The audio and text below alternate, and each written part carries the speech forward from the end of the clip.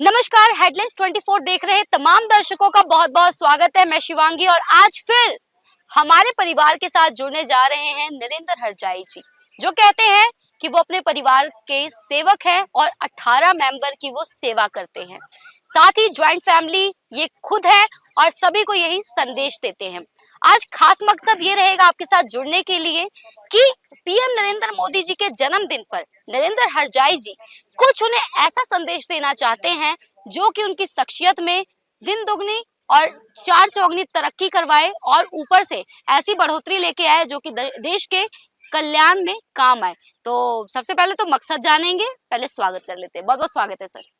धन्यवाद। आज मैं अपने हिंदुस्तान के 140 करोड़ को, जो हमारे देशवासी हैं, 17 सितंबर 2024 को हमारे यशस्वी प्रधानमंत्री जी श्री नरेंद्र मोदी जी का जन्मदिन है। बहुत समय से मैं इंतजार कर रहा था कि उनका जन्मदिन आए और नरेंद्र हरजाई अपने हरजाई परिवार की तरफ से उनको मुबारकबाद दें। तो ये मेरा सौभाग्य है कि मैं आज एक चैनल के हेडलाइंस 24 के माध्यम से एक संदेश दे रहा हूं। हमारे प्रधानमंत्री यशस्वी नरेंद्र मोदी जी को नरेंद्र जी का हार्दिक शुभकामनाएं कि आप अपने जन्मदिन में ढेर सी खुशियां आपको भगवान जी दें और आपका जीवन 100 साल का हो, क्योंकि 100 साल का जीवन बहुत होता है और जो सैकड़ों या हजारों सालों की दुआएं देते हैं वो मुझे लगता है कि शायद अच्छी नहीं होती है या उसकी कोई लॉजिक नहीं है। तो मैं 100 साल का कहूँगा कि आज 75 ईयर्स के प्रधानमंत्री श्री नरेंद्र मोदी जी, अभी 25 ईयर्स उनका जीवन मेरे हिसाब से अभी उनका पेंडिंग है। तो मेरे दिमाग में एक ही बात है कि मैं आज ये चाहता हूँ कि देश का एक एक इंसान उनको मुबारकबाद दे, क्योंकि हमारे वो आन बान और शान प्रधानमंत्री नरेंद्र दामोदर दास मोदी जी, और जो उनके पिताजी हैं दामोदर दास, उनके बारे में मुझे इतना अच्छा लगता है कि जब वो प्रधानमंत्री जी नाम लेते हैं अपने फादर का, तो मुझे बहुत अच्छा लगता है कि ये एक समाज को, यूथ को एक संदेश है कि आप अपने नाम के साथ अपने पिताजी का नाम भी जोड़ें, तो वो सोने पे सुहागा होगा। जी, क्या सवाल ऐसा करना चाहते हैं, क्या मन में ऐसा आ रहा है कि उनके जन्मदिन पे ये सवाल उनसे करना चाहिए या संदेश ये देना चाहिए? क्या एक्सपेक्टेशंस क्या है आपकी? देखिए, मैं एक ही बात कहूँगा, कहने को तो बहुत कुछ है, क्योंकि ये खुशी का मौका है कि उनका जन्मदिन है। तो मुझे लगता है कि आज सारी बातें खुशियों वाली करनी चाहिए और जो संदेश है वो मुझे लगता है कि 140 करोड़ का उसमें भला होगा, जो आज नरेंद्र मोदी जी को हम संदेश दे रहे हैं। जी। देखिए, पहले तो फिर एक बार अगेन हार्दिक शुभकामनाएं, और आप हमेशा खुश रहें, तंदुरुस्त रहें, मस्त रहें, स्वस्थ रहें, ये दुआएं हैं देश की तरफ से। लेकिन मोदी साहब, आप हिंदुस्तान की, भारत की और इंडिया की आन बान शान और बहुत बड़ा सम्मान है। मैं आपको नमन करता हूं और आपसे अपील करूंगा कि हमारा देश आगे बढ़ रहा है, लेकिन कहीं ना कहीं किसी न किसी बात पर वो पीछे भी जा रहा है, क्योंकि आप एक प्रधानमंत्री हैं तो हर चीज, हर पावर आपके हाथ में है। मैं चाहूंगा कि आज जो हमारे किसान भाई हरियाणा और पंजाब के बॉर्डर पर बैठे हैं पिछले 8 महीने से, ये मुझे बड़ा दुख से कहना पड़ रहा है कि वो लोग बहुत परेशान हैं। मैं वहां गया भी हूं, मैंने देखा है, कुछ लोगों का दर्द सुना भी है, परेशानी है उनको, वो घर बार छोड़ के वहां बैठे हुए हैं।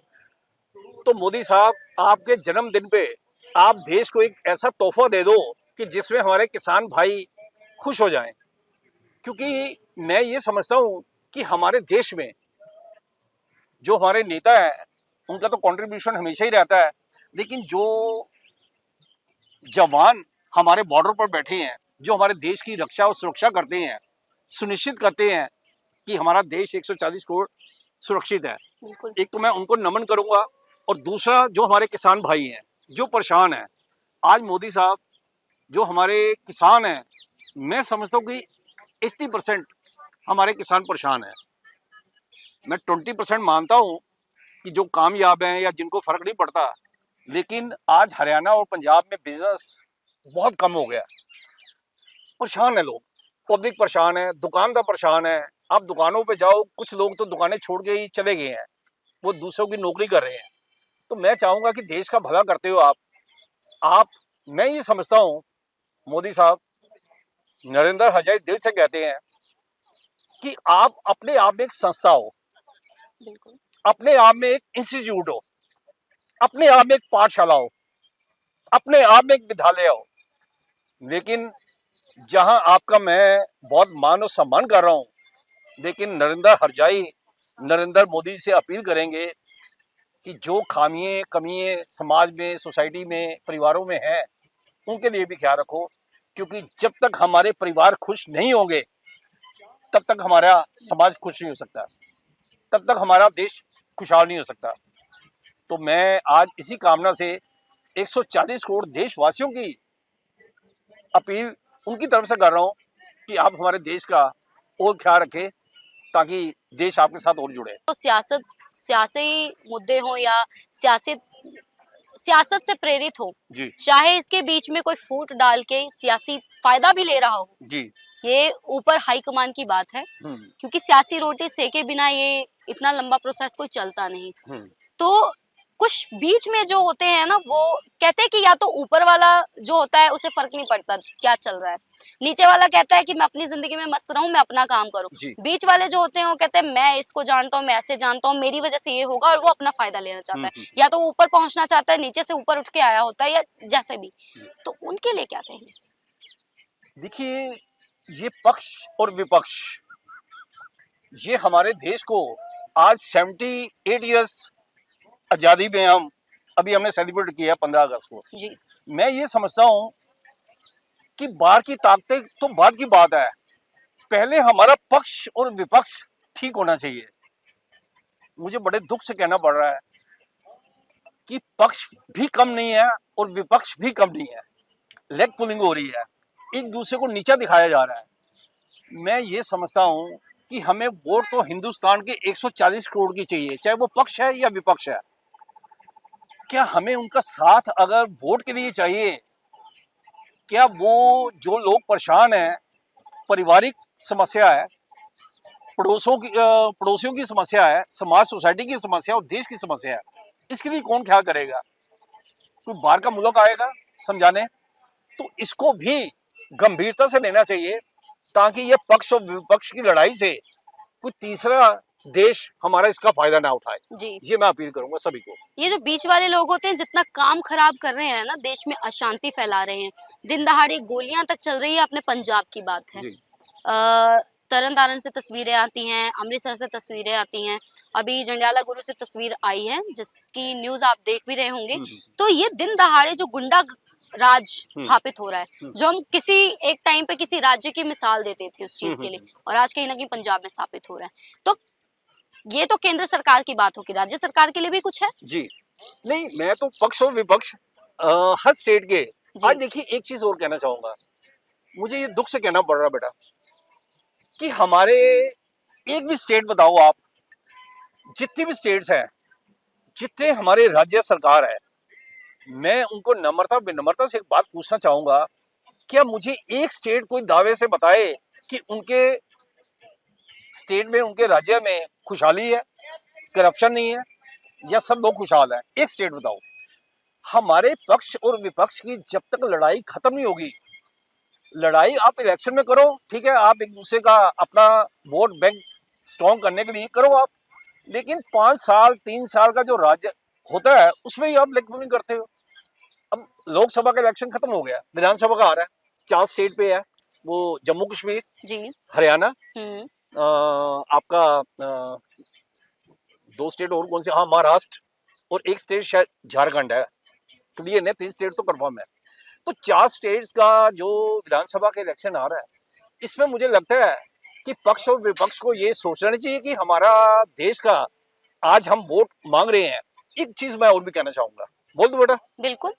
विनम्रता से, नरेंद्र हजाई 140 करोड़ का भला करने वाले इंसान है।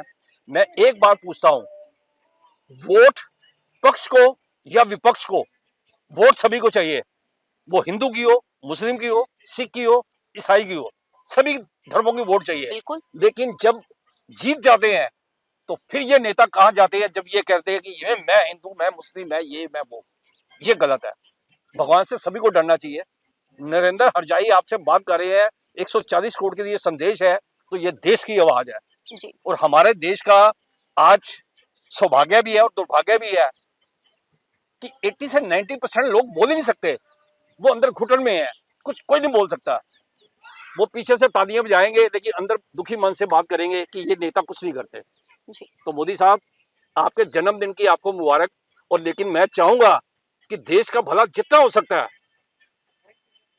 तन मन और धन से, क्योंकि एक ऊपर भगवान है और मैं बेटा एक बात कहना चाहूंगा, एक तो आसमान पे भगवान होता है और दूसरे दो भगवान इस धरती पर हैं, जो एक सुप्रीम कोर्ट है, जो हमारा एक लॉ सिस्टम है, और एक ये जो नेता लोग है, जो मिनिस्ट्री है, खासतौर ये प्राइम मिनिस्टर या हमारे जो प्रेसिडेंट है।